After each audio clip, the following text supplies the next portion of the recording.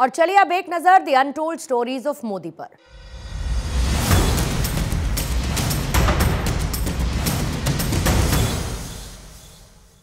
PM Modi ने हमेशा एक अच्छे लीडर की तरह हमें रास्ता दिखाया। उनसे बहुत कुछ सीखने को मिला और मोदी जी ने हमेशा कहा कि समर्पित भाव से काम करना चाहिए। यह कहना है गुजरात के बीजेपी नेता डॉक्टर भरत डांगर का।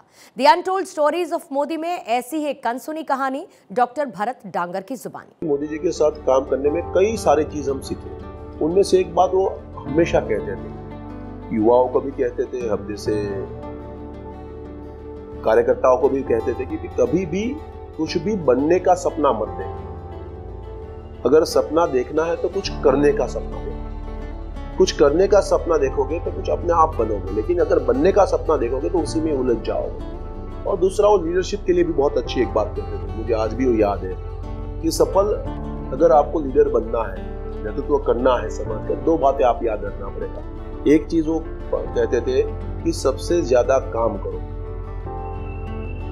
वर्क मोर देन अदर्स, और दूसरा वो कहते हैं नो मोर देन अदर्स।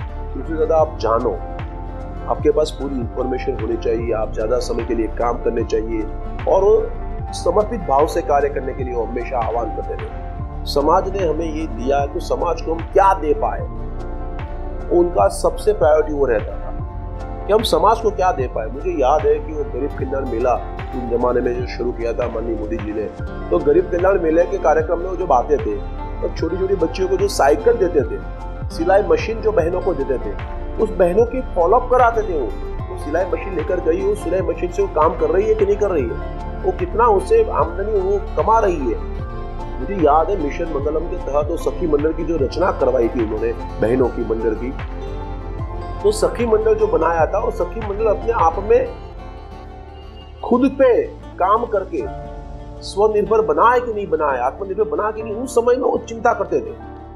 और महिलाओं के लिए तो बहुत ही उनके मन में एक भाव रहता था कि हमारे देश में या हमारे राज्य में भी महिलाओं को स्वावलंबन के साथ जीना है, तो उसके लिए सारी चीजें मुहैया करवानी पड़ेगी।